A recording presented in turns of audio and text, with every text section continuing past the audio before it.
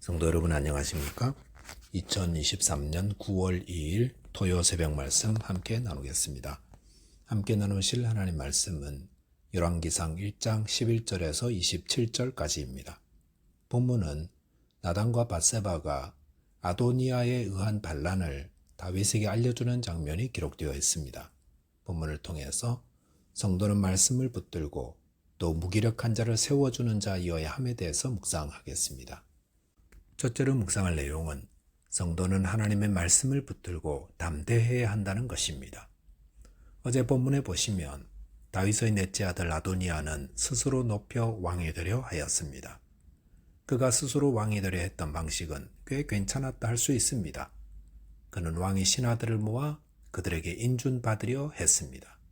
왕의 모든 신하들과 또 제사장 사독 그리고 왕자들을 모아 잔치를 베풀고 그들 앞에서 왕으로 인정받으면 다윗 왕이 나중에 안다고 해도 무기력하기 때문에 어떻게 하겠습니까?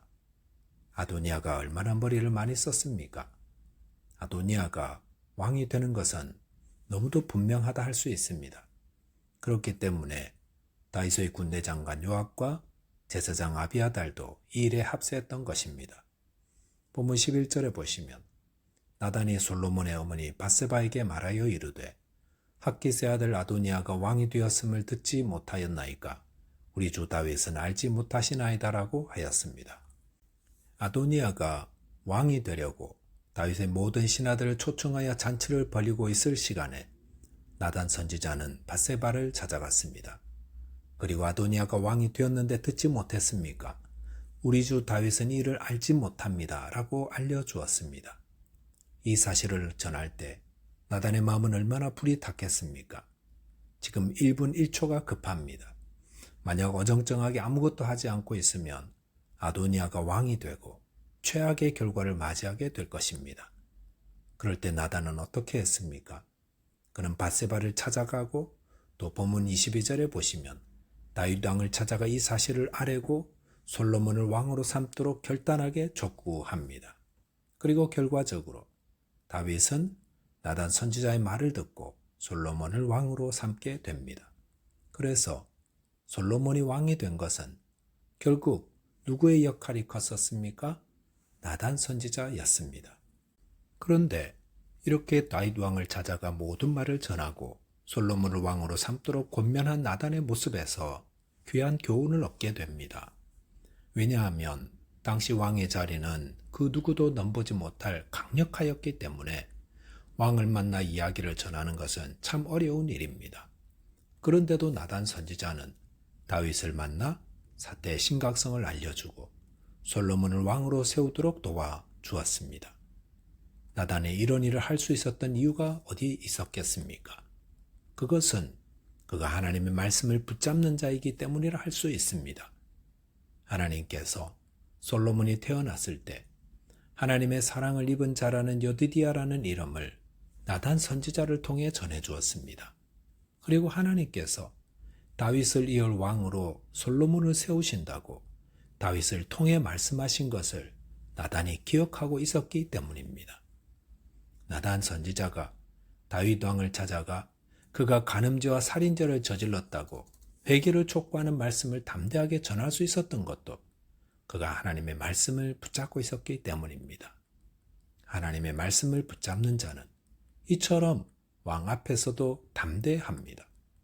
초대교회 사도들이 복음을 전하다가 공회에 잡혀 신문을 받았습니다. 그 공회에서 예수님은 사형 선고를 받았습니다. 그 말은 제자들도 거기서 죽을 수 있다는 것입니다. 그런데도 그들은 조금도 주눅이 들지 않고 담대하였습니다. 베드로와 요한이 무엇라 했습니까? 하나님 앞에서 너희 말을 듣는 것이 하나님의 말씀을 듣는 것보다 옳은가 판단하라 하였습니다. 사도들의 이 담대함 어디서 나온 것입니까? 하나님의 말씀을 붙드는 데서 나옵니다. 저와 여러분께서 하나님 말씀을 붙드시고 그 말씀을 의지하여 담대하게 주님의 뜻을 따르는 자 되시기 바라겠습니다. 둘째로 묵상할 내용은 성도는 무기력한 자를 격려하여 세워준다는 것입니다. 밧세바를 만난 나단은 아도니아는 왕이 되었는데 다윗은 이를 알지 못한다고 하였습니다. 이것은 얼마나 답답한 일입니까? 현직 왕이 자기도 모르게 다른 사람이 왕이 되었습니다. 왕이 얼마나 무기력했으면 이런 일이 다 있는 겁니까?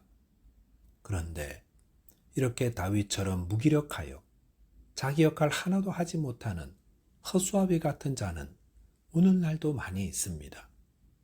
오늘날 성도들 가운데 무기력하여 자기 역할 하나도 못하는 그런 분들이 참으로 많다는 것입니다. 그런데 이것은 어제 오늘의 일이 아닙니다. 고린도전서 3장 2절에 보시면 바울은 고린도 교회 성도들을 어린아이처럼 대했다 하였습니다. 그래서 이들을 젖으로 먹이고 밥으로 아니하였다 했습니다. 이것은 이들이 영적 어린아이임을 의미합니다. 영적 어린아이들은 돌봄이 필요한 자들입니다.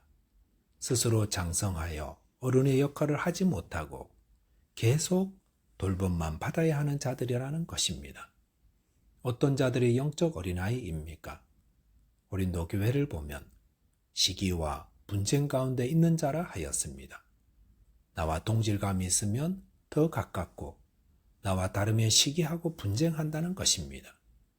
모든 사랑과 화목함과 거룩함을 이루지 못하고 나 좋은 사람들과만 만나 교제하고 그러다 나랑 맞지 않으면 뒤틀려 멀리하는 그런 자들입니다. 이런 자들은 여전히 영적으로 어린아이 모습을 가지고 있어서 분쟁하고 시기하는 자들입니다. 영적 어린아이들의 특징이 있는데 그것은 딱딱한 음식을 먹지 않는다는 것입니다.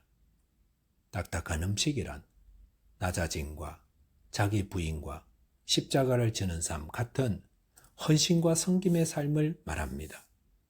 영적 어른들은 누군가 칭찬해주고 격려해주지 않아도 변함없이 주님을 섬기고 이웃을 섬깁니다.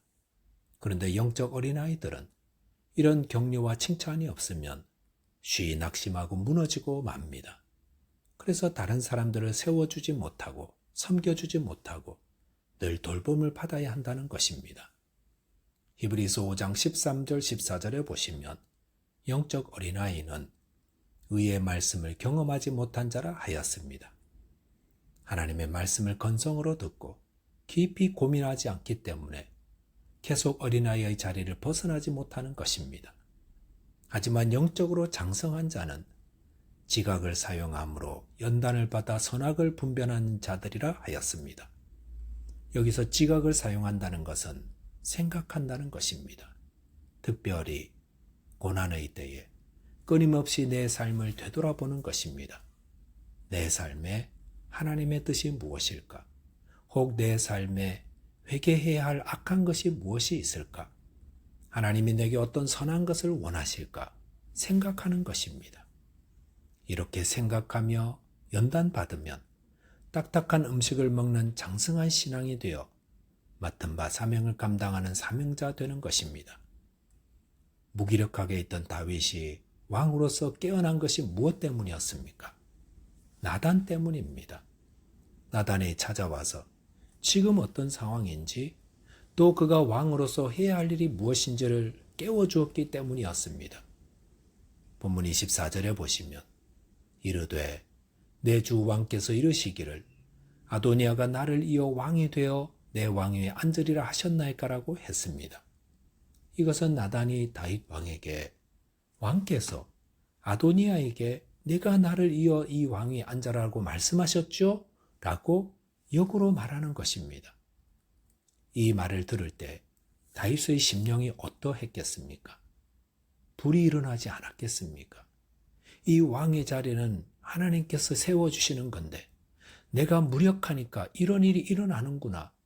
일어서게 만들지 않았겠습니까? 오늘날 다윗처럼 무기력한 성도들이 너무도 많습니다. 그들이 일어나면 나라를, 왕을 바꾸고 나라를 세울 사람들입니다. 이런 자들에게 나단처럼 찾아가서 복음을 전해주고 다시 일어서게 만드는 것이 우리 성도들이 해야 할 일입니다. 빌립보서 4장 13절에서 바울은 내게 능력 주시는 자 안에서 내가 모든 것을 할 수 있습니다라고 했습니다. 저와 여러분이 하나님의 말씀을 붙드는 담대함으로 또 무기력한 가운데 있는 분들을 또 말씀으로 격려하고 세워주는 자 되시기 바라겠습니다.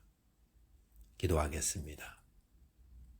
하나님 아버지, 저희에게 믿음을 더하여 주셔서 하나님의 말씀을 붙들고 담대하게 맡은 사명 감당케 하여 주옵소서. 또한 무기력한 자들을 격려하여 다시 세워주는 자 되도록 하여 주옵소서. 예수 그리스도 이름으로 기도하옵나이다. 아멘. 오늘도 믿음으로 승리하는 하루 되시기 바라겠습니다. 감사합니다.